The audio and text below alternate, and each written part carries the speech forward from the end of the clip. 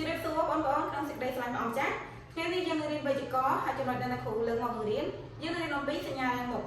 ចាអញ្ចឹងយើងត្រូវដឹងពីនិយមន័យរបស់វាជាមុនសិនមុនយើងចូលទៅដល់ការឧទាហរណ៍តឥឡូវអាននិយមន័យជាមួយអ្នកគ្រូសញ្ញារាងមុខប្រើជំនួសជាអ្នកហោប្រកបនឹងស្រៈខ្លី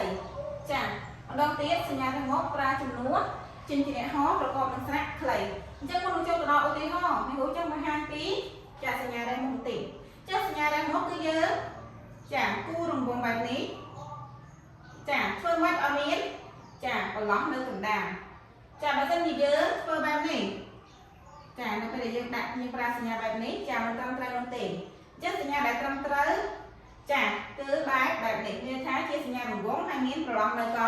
កណ្ដាលចាអញ្ចឹងអ្នកគ្រូគាត់បន្ថែមដើម្បីយើងប្រើប្រាស់ឲ្យបានត្រឹមត្រូវតោះឥឡូវយើងចូលមកដល់ឧទាហរណ៍ទី1ខ្ញុំជិះម៉ូតូមកសាលារៀនអញ្ចឹងបងមើលចាតើរបស់នេះពាក្យណាដែលជាសញ្ញារាងមុខចាគឺពាក្យជិះអញ្ចឹងអ្នកគ្រូសុំគូពីក្រោមដើម្បីយើងងាយស្រួលមើលចាចូលមកឧទាហរណ៍ទី2មីងធីតាជិះស្រះចិញ្ចឹមត្រីតើពាក្យណាជាសញ្ញារាងមុខចាគឺពាក្យស្រះចាដែលមានសញ្ញារាងមុខជាអ្នកគ្រូគូនៅពីក្រោម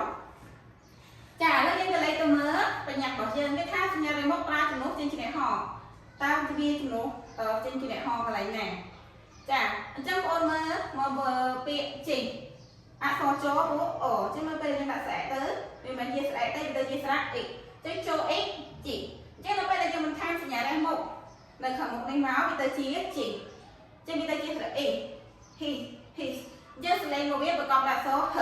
h ចាអញ្ចឹងវាប្រកបអក្សរ h នៅទីនេះចាយើងទៅលេខមកមើលឧទាហរណ៍ទី2ពាក្យស្រៈសជាងរស្រអញ្ចឹងនៅពេលដែលយើងដាក់សញ្ញារាងមុខនៅខាងមុខទៅវាទៅជាស្រៈចាវាទៅជាហាក់អញ្ចឹងវាប្រកបសូរសំឡេងហឹអញ្ចឹងទៅគេ